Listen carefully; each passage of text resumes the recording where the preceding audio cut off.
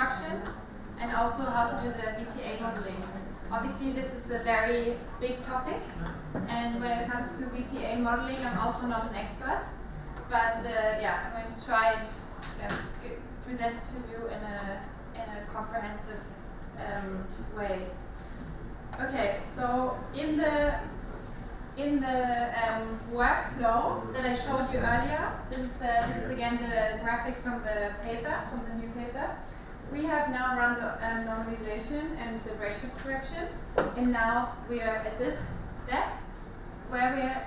Oh, okay. Actually, it's not true. I'm going to talk about the brain shift correction for just a moment, because I think we skipped it earlier. Or did Andy? I didn't listen. Did Andy actually talk about it already? No. Okay.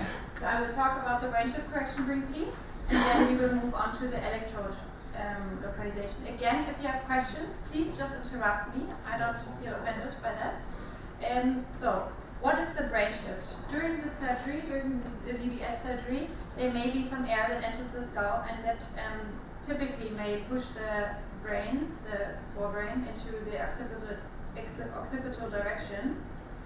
So this means that if I have my pre-op MRI that I use to define my anatomy, and my CT image, my post-operative CT image, although you guys might use post-operative MRI images to define the electrodes, there's a spatial mismatch right here. So this brain shift correction algorithm doesn't do anything more than just try and correct for this shift, for this brain shift that there is at this point.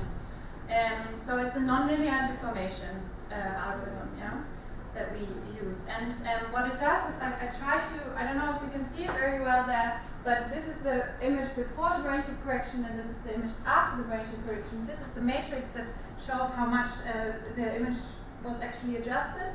And you can see here, maybe in the coronal view quite well, that the red lines are not directly on the ventricular surface, but that there's a little bit of a difference there. And after the brain shift correction was applied, there is this fits much better. Yeah. So we're trying to correct for this brain shift in this step, and it usually works well. And yeah, the default setting is the coarse mask. I don't think I've ever actually used any other setting in this algorithm, so you can of course play around with it, but I would recommend you to always use the coarse mask first, and then if you're happy with the image, you press apply the transform. You can also continue without subcortical transformation. If the image that you see is complete nonsense, then maybe that would make sense. Okay, great. So that was just a little something to the brain shift correction. Okay, now yeah. Does this affect localization or correction? Both, all images. Yeah. So it's the brain shift correction is just applied to all. Just to the electrodes, actually. Yeah. Okay. Only the electrodes. Yeah. How do you know the actually extent of the context and their relationship with the brain tissues? So we use the pre-op data for the structural to define the SDN basically. We use the post-op for the electrodes, and the brain shift fills the gap between post and pre. So we refine the transformation from the post-op to the pre-op by brain shift correction. And we all know that maybe several weeks after this stage, the brain shift recovered, and the brain tissues can move back to the place, and the context, the tips maybe have a little bit slide out. Yeah, but I don't know that. So I think you have done some studies on that. Okay. I think it's mainly because the contacts are fixed on the skull in the end, and when the brain then moves and the contact is fixed, so you have a fixed length of contact inside the brain tissue, then you move the brain back, then the effect is like that the contact looks like pulled up, because it's fixed on the skull. But it's usually no more than 1.5 millimeter shift on this from the post-operative program, only 0.5 millimeters difference can make a huge difference in outcome. So this small deviation can affect the those deviations are mostly lateral that make the most difference. In the CC, you have 4 electrodes on the C, so you have 4 contacts, so it's usually less important. Yeah, from my data, I won't see the contact really move to the lateral or anterior, but actually it moves along this trajectory. Right. So if we see in the plane, it is actually a projection of this trajectory, so you'll see it move a little bit lateral or anterior. Do you have anything to add? Exactly Okay. what we also observed, but also I think the remark here is you can then compensate by using one contact further down. And probably it's not so much influencing because you have a monopolar stimulation that puts up stimulate Right, yes. structures above the base. Yeah, it's less relevant than if it was in the other slides. Okay, so I'll move on to the electrode localization part. And importantly, in Lead-DBS, this is split into 2 parts. One is the pre-reconstruction phase, and the other is the actual manual refinement of the electrode placement, where you have to look at the artifact and work around with the electrode. So just as a little background, the big problem when we look at use MRI maybe to determine how the electrode actually sits in the brain is that there is this big distortion, and that is the presumed problem with using MRI for electrode reconstruction. But there are studies that show that this in phantom scan and also in vivo, you can use the artifact to actually extract information of how the electrode is positioned properly. And this can be done quite precisely using MRI images. And these scans show electrodes now images from the common Medtronic model. And so this is the electrode here. You can see the artifact. And this is now in the patient scan. This is distinguishable. And basically, how this is done is that the position of the lowermost, I hope I'm saying this right, the uppermost contact can be best deduced, or the uppermost and the lowermost, and then the position of the other contacts is deduced based on the intercontact distance. Is that correct? Yeah.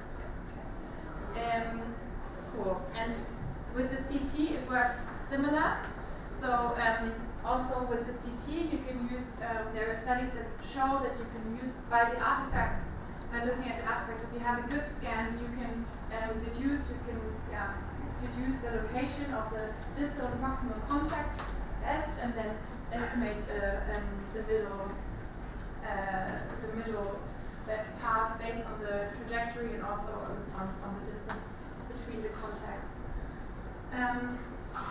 So also there the precise 3D localization of the electrode is possible. And the exact position of the contacts is deduced based on the artifact. Okay? So this is just to give you a little bit of background information. And CT offers a useful alternative. So now, what are the pros and cons for using a CT or MRI image? Post-op CT has a better signal-to-noise ratio and just around the electrode. And in my personal experience, when I do the electrode localization, I prefer CT because it's so clear and you can see it very well. Especially if the scan is good. Exactly. If the scan is not good, then that can be quite difficult if the slicing is weird. And there can be registration problems with the preoperative MRI, of course, which is a pro for using MRI, because there the registration actually works quite simple, and you can always fall back on the native space assessment, right? And you just look directly at the scan and see where the electrode is. The STN is directly visible. Exactly, okay. So that's just the pros and cons. Okay, in Lead-DBS, I'm actually not sure. Yeah, so in Lead-DBS, we're now talking about, sorry for the bad resolution, we're actually looking at these two steps now, yeah? So we skip the surface reconstruction step. It's not so important here for us right now, right? What's really important is that these are two different steps, and you can conduct them separately or also together if you want. The pre-reconstruct is the first, and there, of course, the default now is Andreas' PACER method, which is works very, very well, very robust, and if we use this method, it requires only very little manual refinement afterwards. It usually works really well.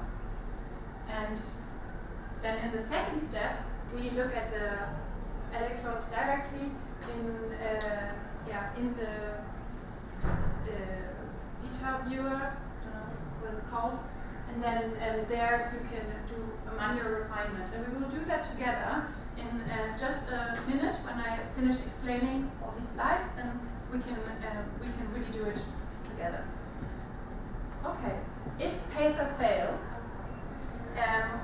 what other methods do we have? Yeah, I can show you just again here. Or for MRI, right? Or for MRI, yeah. It doesn't fail often when I was in MRI. Yeah, so of course the PACER works only if you have the CT images. And for the MRI images you need a different method, and also sometimes if PACER fails, then there is a plan B and plan C actually. So for the reconstruct step, as a method, always leave the default PACER if you have a CT image. If you have an MRI image, then the lead will recognize it, will put MR there, and then the default will be already the next method, which is the track core algorithm, which I'm going to talk to you about in a second. And also you can do a couple of setting changes there if you use the track core algorithm. Okay, so step one, it's just the first part, the pre-reconstruct part now. If you have questions, please interrupt me. This is this. So PACER. If PACER doesn't work, you can select here the track core algorithm, the track core by Andy, and there you would first select the so you select track core, or actually there's one that's called refined track core, which is even better for now. Just select this one or the other, and as a target, so where it says target, you select STN, GPI, and VIM if you have one of these. If you have dystonia, essential tremor, or Parkinson's disease patients. Otherwise, you can also use the manual option, or if this option doesn't work. And this will get more clear once we do it together. And then there will be a window popping up, and it will show you a mask. I actually have another slide of this, where you can see the track core algorithm moving through slice by slice in an axial view, and detecting the artifact and creating a trajectory based on which it reconstructs the electrode trajectory. Okay. And if this automatic, so if this option with the target STN, GPI, VIM doesn't work, you can also select manual, which is blue here, and then you have to actually hand select the artifact. That means that maybe your mask wasn't the right size or something else failed, and you have to, with your mouse click, actually just select the artifact yourself, and then the algorithm will, the same window will pop up and it will run through the same way. Okay, and as a last resort, if all of this doesn't work, you can also, here in this method window, you can select manual, and then this will open SPM. And in SPM, you can select the tip of the electrode and also one point on the trajectory of the electrode. And then based on this, it will do the reconstruction. this is again just a flow chart that I think we saw already before. Just to explain the truck core algorithm, it detects the artifact on on a more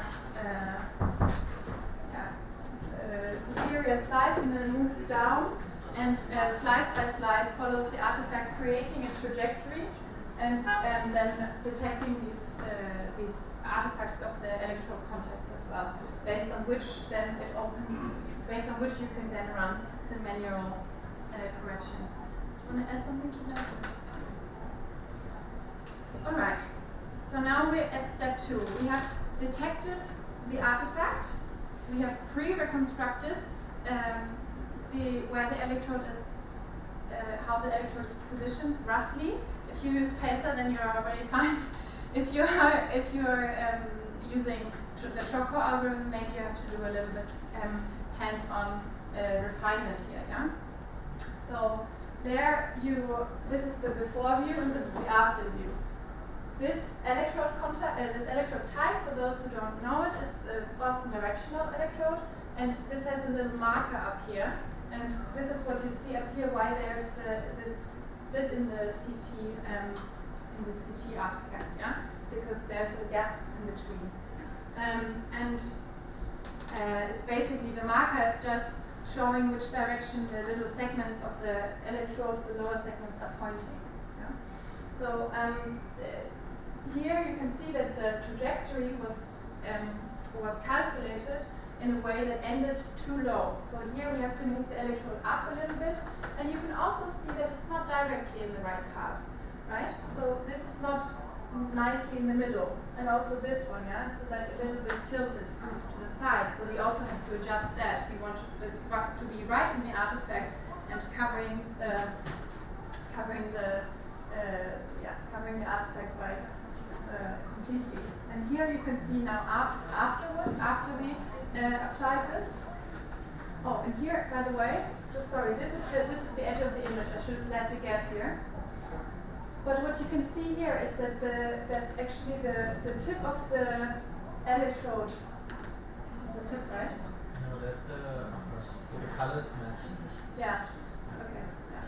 So here you can see that we move the trajectory right in the correct position, and we cover the artifact in the most. And there's also on the Lead website, in the manual, there's also a couple of pictures if you're not quite used to how to use. I mean, for me, using CT images is quite easy. You can see where the electrode starts and where it ends.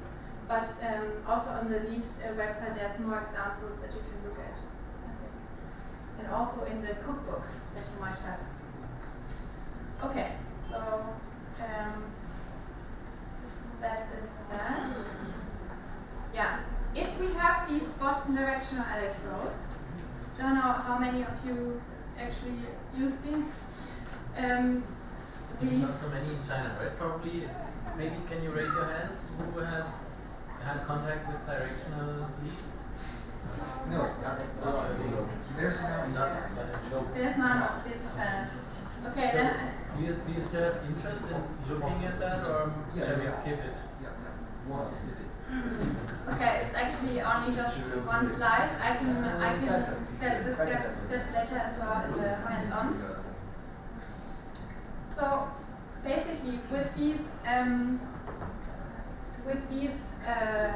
directional leads, we have the problem that when they're inserted in the skull, then the surgeon obviously inserts them in a certain way, but just by the insertion, they might be turned ever so slightly, and then the marker does not point in the default direction anymore, but it might have turned a little bit in the segments.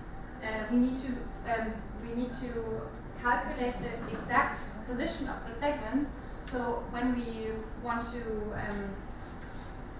directionally stimulate one area but not another, for example the motor STN but not the associative limbic section of the STN, then we need to know exactly which segment is pointing towards the motor STN. Okay? So there's a function, a new function in Lead,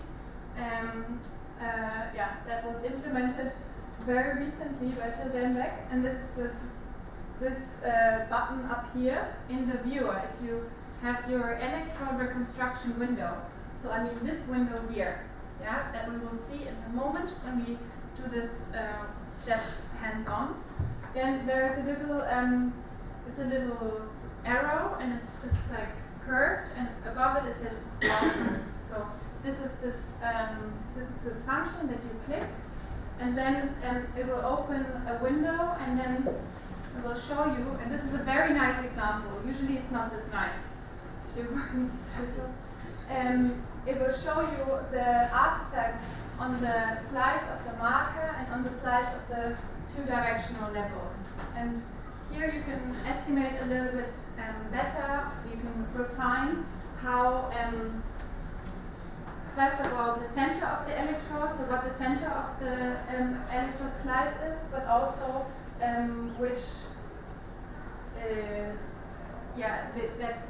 that you select the best artifact based on your information. So what to explain? Basically what happens is this window will open, and you will be able to manually refine those estimations, those signal estimations here. And okay. And then you, once you're happy, basically there's also on the Lead-DBS website there's a new guide on this that is quite long and thorough, and I think it's also going to be adjusted even more.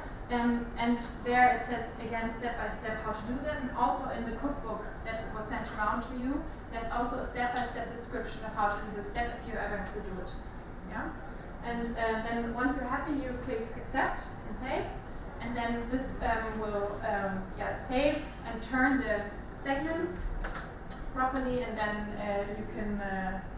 you can finish your manual reconstruction of the electrodes, of the localization.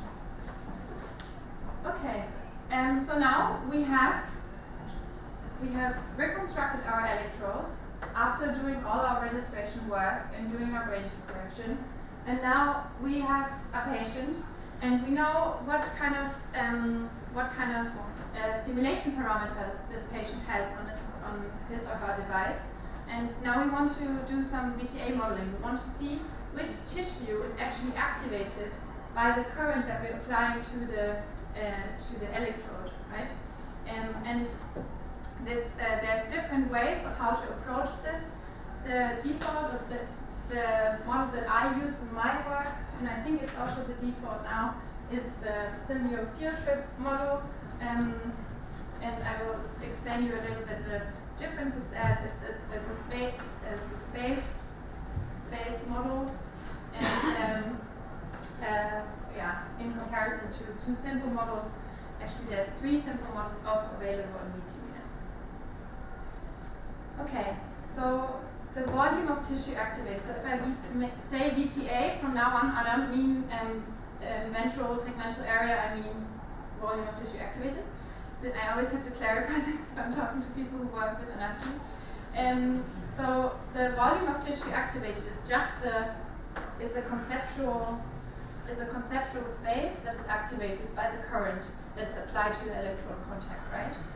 And for example, here in this example, you see the internal capsule, and by modeling the current that is applied to the electrode, you can increase the current here, and you can actually see how the internal capsule is stimulated, and there you would be able to maybe better explain how side effects like dysarthria would increase with increased current of this one contact. Yeah, and you would say, okay, maybe it would make sense to apply less current or use a different contact if you have these side effects. So there's an explanatory value to that. Okay. I don't know what that is then. So the very simplest models, they just use the stimulation parameters that we have. They don't actually work with the different properties of the space that the electrode is placed in, but they just say, okay, we have, I'm just going to put this on. We have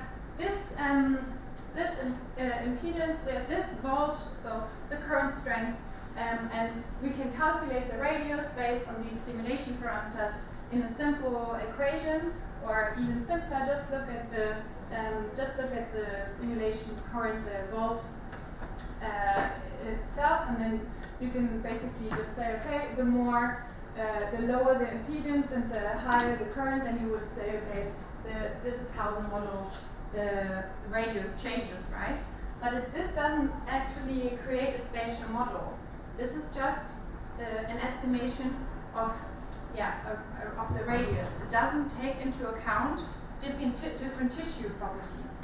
Yeah. So gray matter, white matter, all of these have different. All of these, also the leads themselves have different conductances. So this is why we have a different default in Lead-DBS, but these models are also available. And the default, these are the 3 models that are available. This is also a table I stole from Andy's new paper. But so these 3 simple models are available, and then there's also a new model that actually tries to estimate these different conductances in space. And this is a model that was developed with the field trip and Stimulation toolboxes. And it's called the finite element method based approach indeed. Yeah? So FEM based approach. If you read that in whenever it's about the VTA, then you know, okay, it's a model, a spatial model, yeah. And what it does, and you can see that here, it's no longer to do with just estimating a space or estimating a VTA based on simulation parameters, but it's actually solving the Laplace equation to estimate the conductivity spread from one tissue to the other in the space that the electron is located in. And this will be more clear in the next slide, I think. So you have, okay, and I said that before, I'm not an expert here, but maybe if I say something wrong, maybe you can jump in. So the FEM-based model generation works in a way that it first creates a mesh of the surfaces, and those surfaces are basically, since they're surfaces, are not 3-dimensional but 2-dimensional and divided in triangles. And this surface mesh is then converted into a volumetric mesh, which consists of many how do you say that, tetradons, and basically covers the entire space. But these tetradons, how do you say it? Pyramids. Huh? Pyramids, are basically divided into different tissue properties or different tissue compartments. So white matter will be divided from gray matter, will be divided from insulation of the electrode and from the actual contact, because all of these have different conductivity properties. And then this will be applied to this, in this volumetric mesh. And then with this, make it very simple, we can model the VTA and also the E field based on the conductivity of these tissues. Right? So this model, this spatial model takes into account the different tissue modalities then. And so this is an example of a bipolar stimulation. Right? You can see that the electric field is actually moving between these 2 contacts. So these are the 2 contacts that are involved here. And in the unipolar stimulation, monopolar stimulation, you would see like a more round VTA. And these basically the field is spreading all across, but in Lead-DBS you would there is a threshold that is applied that you can also change manually, which thresholds the VTA to a certain area right around the contacts based on the stimulation parameters. And this value has been used empirically. This is why 0.2 volt per square millimeter is what's applied in VTS. Okay, So how do we actually do this? There's many ways to access this. If you have a big patient sample, you might do this in the lead group, GUI, and not in Lead-DBS. If you have one single patient like we have today, then you can access the stimulation by just opening the stimulation control figure. And that is here on the top, and you can't actually see it so well. So it's this little figure up here, and I will show you once we have the render view open. You can access it, and then you will be able to create a new stimulation for your patient, and it will ask you which model you want to. It will just apply a model here by default, which is the Symbio field trip model, but you can also apply a different model if you want. And then you have to input your. Actually, I have this in bigger. You have to input which contacts are active, and so for example here contacts, and yeah, this is again something where it gets confusing with the terminology, right? Because it really depends on what you name those contacts, right? But how it's named in Lead-DBS is that this is the right hemisphere and this is the left hemisphere, and this is the case. So here it's measured monopolar against the case, and so here you have the contact 1, 2, and 3, which are the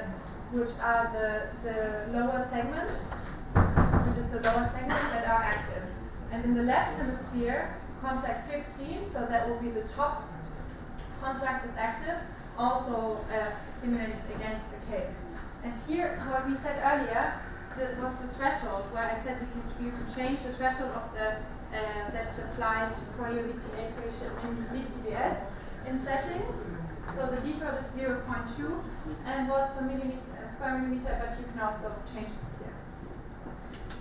And yeah, so I think this will also get much clearer if you just do it yourself in the hands-on session. That's why I would like to move on to that. Is there any questions regarding this until now?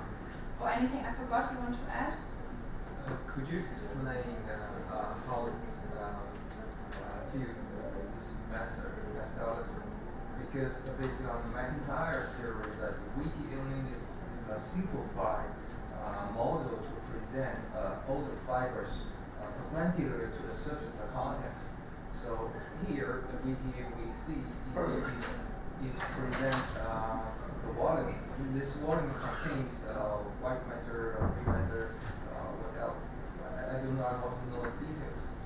Yeah, so I would guess that what you mean, so it's the same here, so it's all only the perpendicular fibers, and we don't even model the fibers here, right? So basically we skip the last step that McIntyre uses, or now he uses more steps, but in the earlier works they had axonal cable models, and they had the E-field, and then they even, with software like your field cable.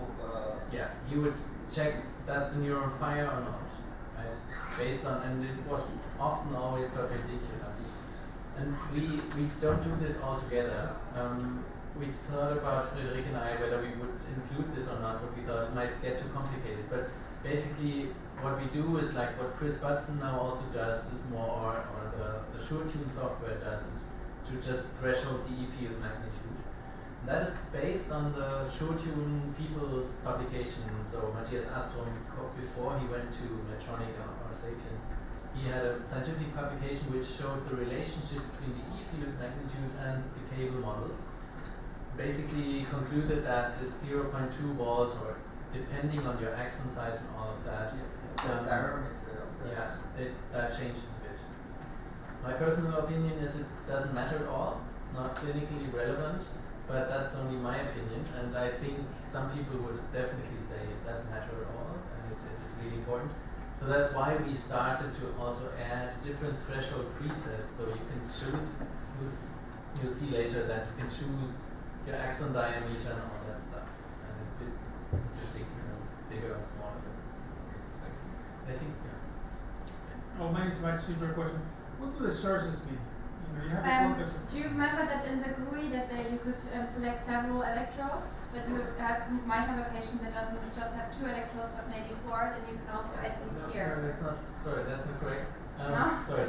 But, so the sources usually don't matter, but they are for the same electrode. They are actually, for example, if you have, what's it called in Medtronic, the interleaved setting, Yeah. then you could have 2 sources, and with the Boston electrodes you could have 4 sources.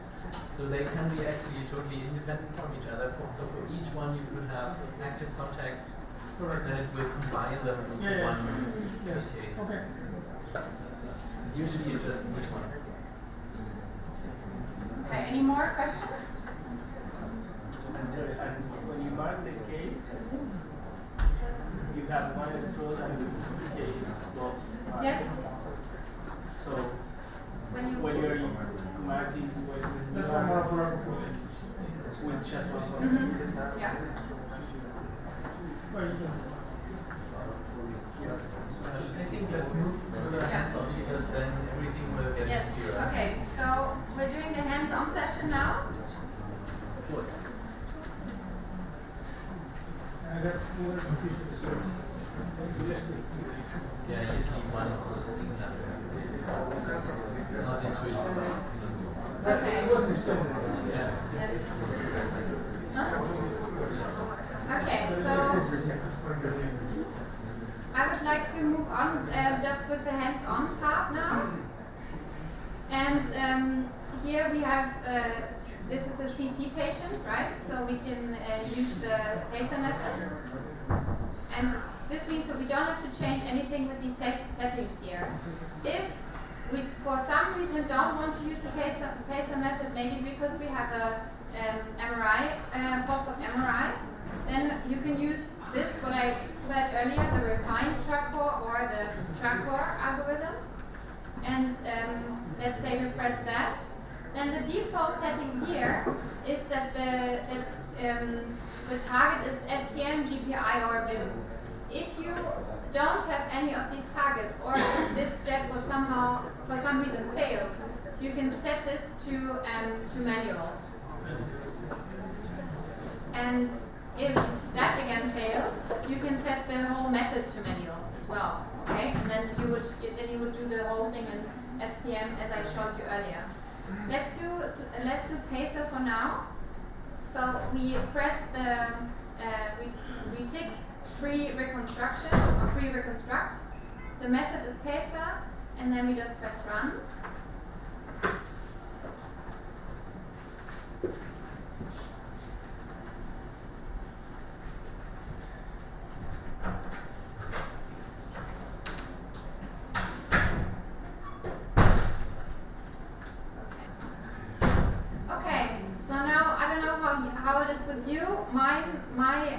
Pre-reconstruct has gone through, and I can now press the lower, tick the lower bit here that is marked in green, which says localized DBS electrodes. If you have done that already, you have to press retouch and overwrite approved results. Yeah, if you have, once you've opened this once, you always have to press retouch if you want to open it again. Okay. So now I just selected localized DBS electrodes and I press run. And now this will open the manual reconstruction window or manual refinement window. And does anyone notice a mistake in this slide? Juan, what do you see? Yeah. It's what? The segment is not entirely straight, okay, yeah. But there's another very obvious mistake here. The electrode type is not right. Because I see that the artifact has this little gap here, yeah, which is the marker up here. And this electrode type that I have selected right now in me is the Medtronic electrode, right? So I want to change that again. Yeah? So I'm just going to close this window again. And in the GUI, I'm going to select the correct electrode type now. Now, because I already opened the the manual reconstruction. Now I have to press retouch. And there we go. Now we see that the electrode type is correct. Here, this is the localization, right? You can see we applied Pacer, and you can see that the quality of the localization is very, very good already, and we don't have to do a lot.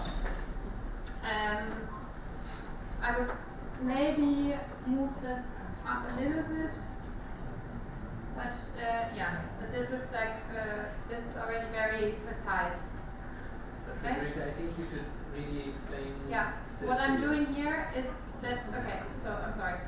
So you can see here the anterior view and here the view from the lateral perspective. Again, this is the axial slice where you can just see the artifact in the slice on these two levels. So you can see here on the side the model of the electrode.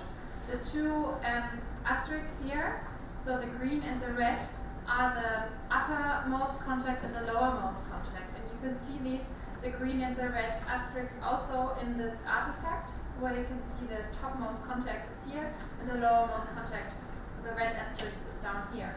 This top artifact that you see here is just the marker of the electrode, and not all electrodes have this marker.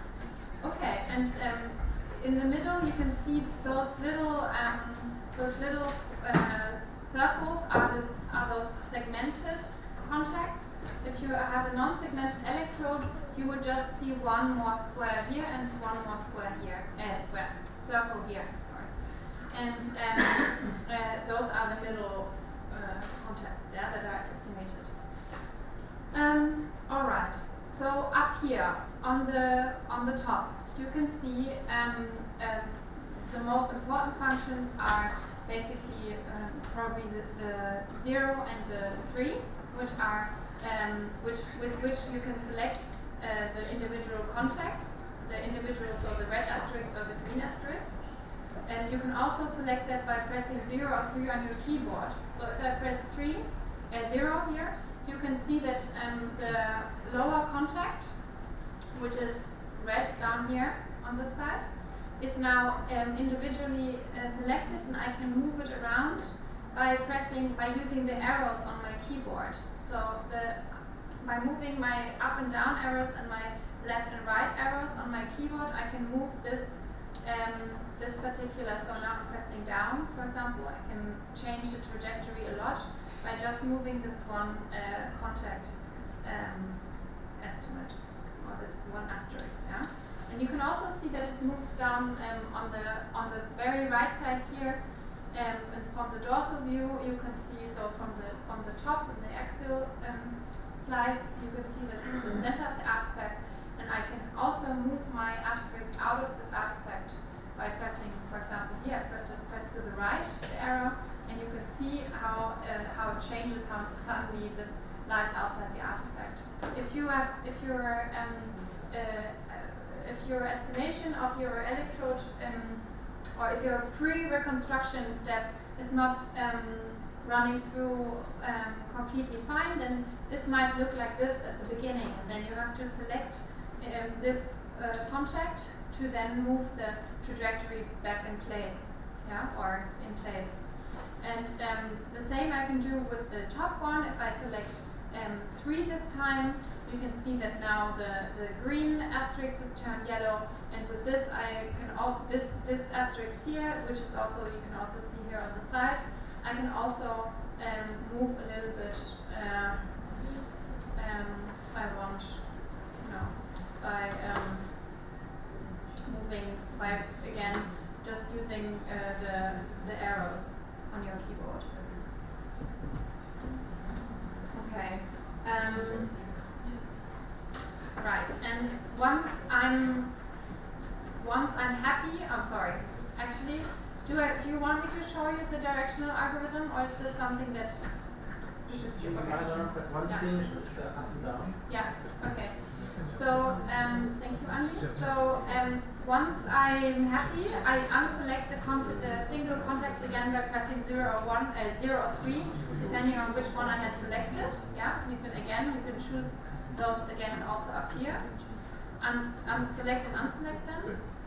And sometimes the electrode might be too far down.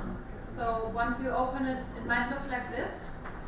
And then you have to move it up. And you can move it up by, if you have none of the contacts selected, just by moving the arrows up, up or down. Yeah. So have none of the contacts selected. So none of the contacts is yellow. And now on your keyboard, use the top and bottom arrows to move the trajectory or to move the contacts all together up or down along the trajectory. And if you want to make big steps, if you're really, really far away from the artifact, you can also press Shift, Shift, Caps, and then it makes bigger steps. You can see now all of a sudden steps makes really big steps by select Caps or Shift. So Caps is the one on the top, right? Shift is one, yeah. So Shift. If you press Alt, it makes even smaller steps. And so Alt would do the inverse. Yeah. One thing that you might want to check, depending on which electrode type you're using, is that the electrode spacing is correct. So with the Boston electrodes, the center of one contact and the center of the next contact are 2 millimeters apart. But depending on which electrode type you're using, it makes sense to check that this is correct, because otherwise your contacts might not be spaced evenly or correctly along the artifact. Okay, so check that this setting is correct for the type that you're using. Of course, there's a lot of electrode types that are implemented in Lead. So, for example, if you use like one of you had earlier an electrode type of Medtronic 3387, which has a bigger spacing, then you can already pre-select that in the GUI. Yeah? Okay, so if I'm happy with this view now, one thing, just if you want to, if you can't really see the artifact very well, you can also change the contrast and also the brightness of the image. Yeah, change that. Sometimes that makes it easier to see. I mean, in this example, it was quite easy to see the artifact, but sometimes, especially if you're working with an MRI, post-operative MRI image, these buttons up here, so the contrast change and also the brightness change, they might really help you to see the artifact better. Again, if you use post-operative MRI, look at the Lead-DBS website, and also in the user channel there's a couple of images where you can really see, also I think in the manual there's a couple of images where you can really see how the electrode should be placed there. Also in the cookbook there's an image as far as I know. Okay. And how we get this dorsal view? How do we get it? Yeah, because it's reconstruct from the original trajectory we traced, or we resliced pointing with this plane. I mean, it's an axial slice, right? Use the orange box. It's the CT. Yeah, so in this case it's actually an axial slice, and I think so. The other two are perpendicular to the electrode, of course, but I think I tried both in dorsal view, and it's actually just slicing as it looks better. Okay. Because if it's not perpendicular to the trajectory, actually the center of the contact is not located in the geometry center. Yes, but only with good resolution.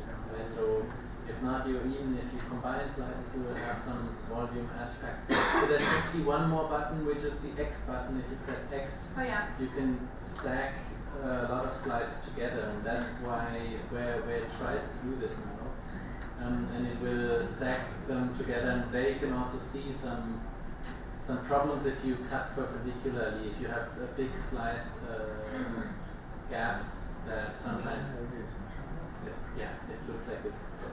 So if you press X, then you can shift in and out of this specific view again.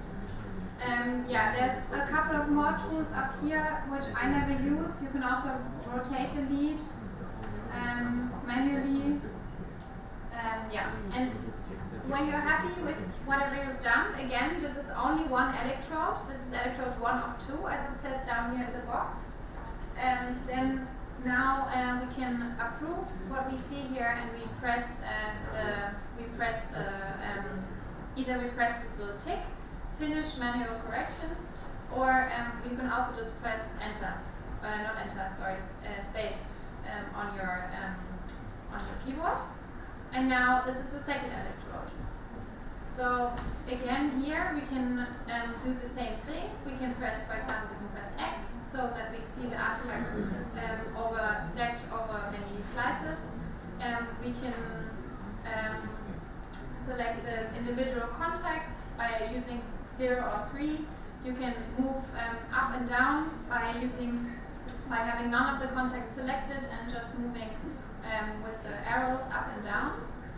And again, make sure that the spacing of your electrode is correct, which should be the case, and that the electrode type that you selected is correct. And then once you're happy, again, just press enter. Is there anything I should add to this? Anyone who hasn't got this step? Anyone who had problems reconstructing or manually refining the reconstruction? You? The electrode is reconstructed on the machine, but actually we did not find the artifact. Okay, maybe Annie can help. Maybe I just chose with the default settings. Okay, anyone else who had problems with this? No.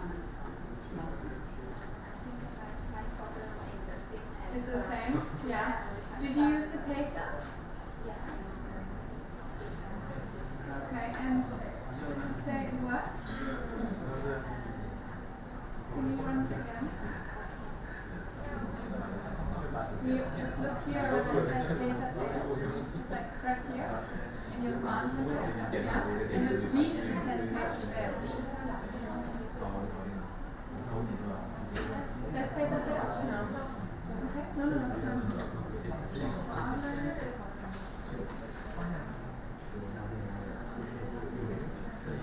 Okay, so now that we have, for those who are done with this step, pacer failed, yeah, okay.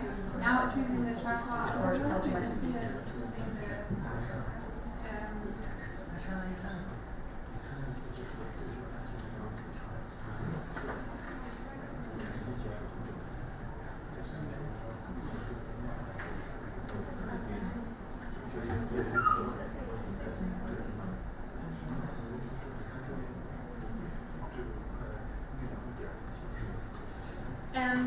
yeah, for those of you who have run the localization successfully, you can now press the render view to visualize your results, so visualize your localization. Yeah.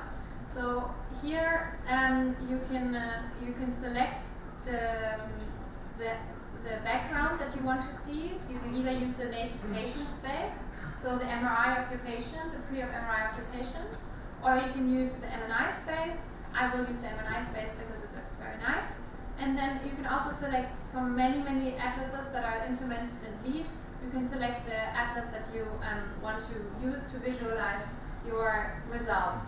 Since this is an STN patient, so a Parkinson's disease patient with an electrode in the subthalamic nucleus, I will use the most recent, or one of the most recent atlases, which is the distal atlas that we talked about earlier, or Andy talked about earlier. And this, you just pre-select this here, and press render 3D. If you say write out 2D, it will print you images of your localization into your patient folder. If you need those images, that makes sense. Otherwise, it's a lot of data that is put into your folder and increases your data volume. So if you don't want to look at these images, don't do that. So here, you select render 3D. We don't need to do this retouch thing here, and then you just press run. And now it will open a view. And since this atlas is called distal minimal, this only has those most important DBS targets in it. So it has the STN, the globus pallidus, the internal segment, and the nucleus purga, and also the external segment of the globus pallidus. So if you need any other, so for example thalamic structures that you are stimulating, you should select a different atlas, and for that I would recommend distal, the original, which is this one, and that has all of the targets, but it also takes a lot longer to load. So if you press this, then there will also be a thalamus and other structures. So this is good if you have if you looking at the STN. Here on the top, so in this render viewer, I can see my electrodes, and this is, maybe I can just zoom out. Zoom out by using I'm sorry, just a little bit with this active corners.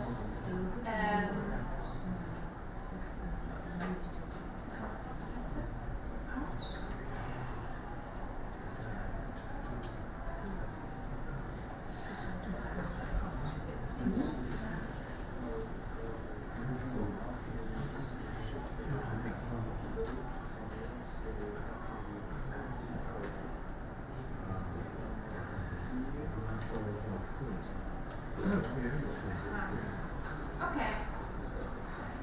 So with this tool I can also zoom in and out, yeah? So you can see here, whoops, sorry, it's very sensitive.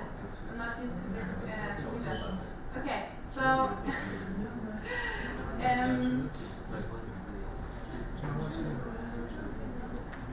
again, so you can see now this is a 3D viewer of your MNI brain, of your MNI T1, and in this viewer you can see your electrode position from all different kinds of perspectives.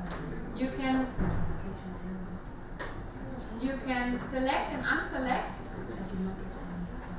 the different slices. So for example, I can say I don't want the Z plane or I don't want the Y plane to be shown. You can play around with this for ages, yeah? So what I'm going to do now again is I'm going to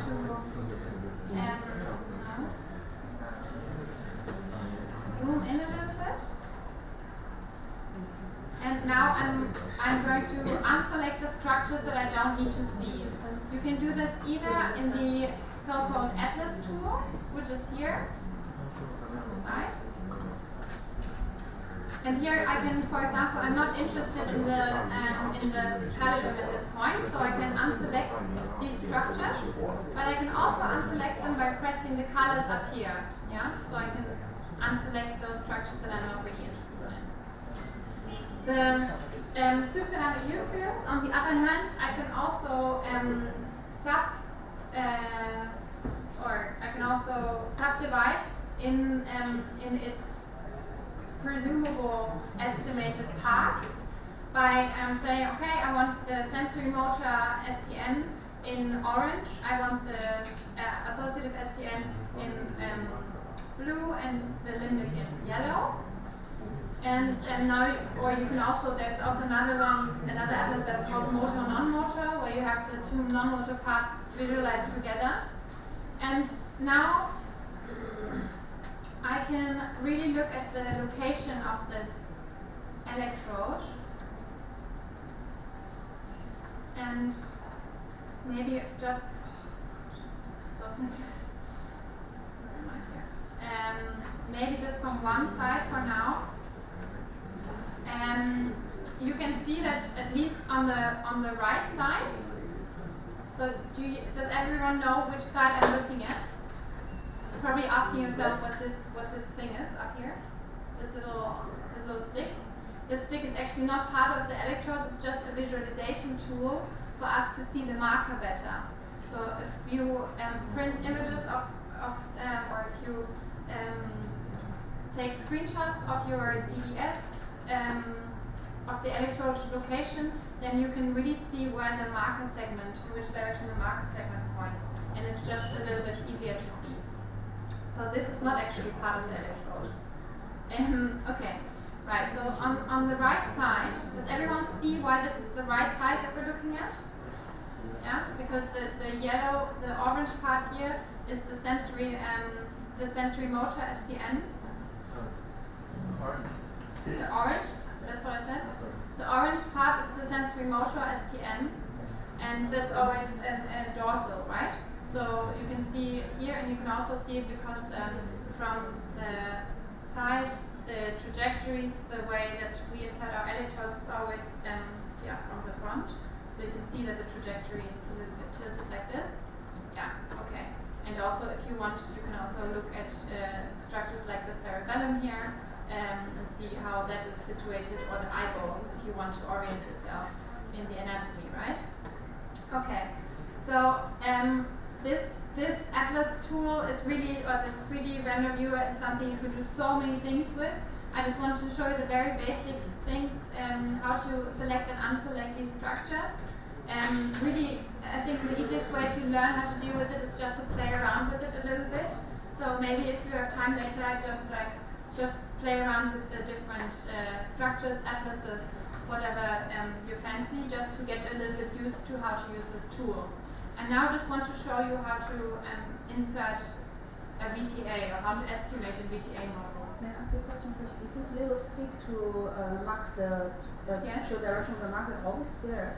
Always in the It's actually by default it's not there. Ah, Do okay. you want to see it?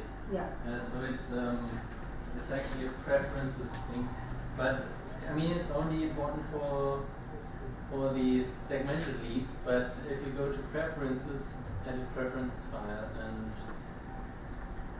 you can get something with show deer arrows. So this one needs to be one. refs.d3.show deer arrows. I didn't know that you don't see the sticks. It's a matter of taste. Some people like it. Oh wow, that is cool. Yeah. I actually don't have this entrance. I don't have this entry. Yeah, you probably Okay, I have to actually write need it, right? to write it. Refs.d3, and it doesn't matter where you put it. Show deer arrows. Yeah, this is important, probably only if you have worked with directional electrodes. And even then it's not important if you know how to read the marker. It's just so to make it easier in everyday life to see it quickly. Okay, so we're still in the 3D render view, and now we want to create a VTA around our electrode. Okay. So now I said earlier that there is the stimulation tool, which is a little, I think it looks like a magic wand, but okay. So basically this little magic wand here, you can press,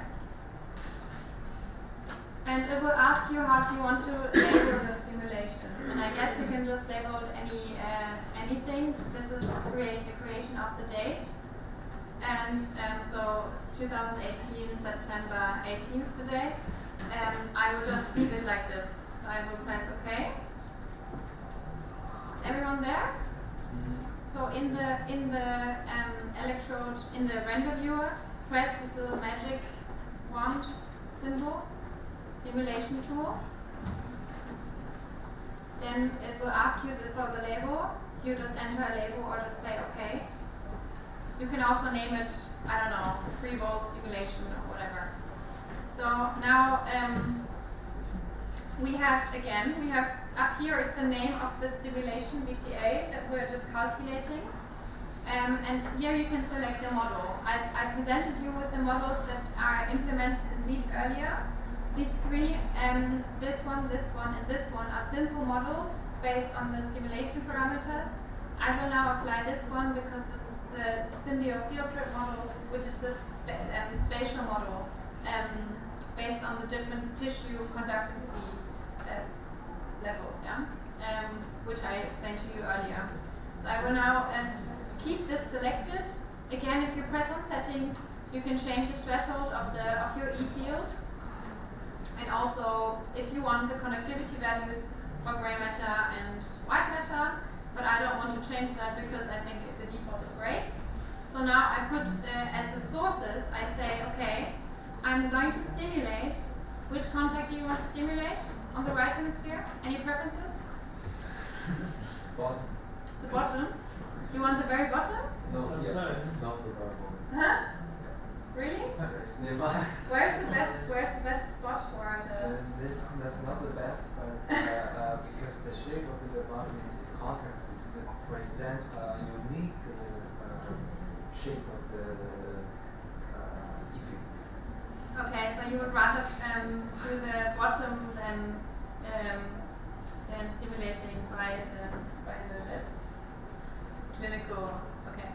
So now I will probably choose the top and the segment below, but we're going to go for the bottom one because I asked for personal preferences, so that's what we're going to do. And how many volts do you want? 3? Great. Okay. And any calls for the left side?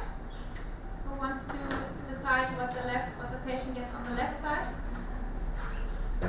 Which target? I'm going to turn some more. Upper ring. The upper ring. Okay, very good.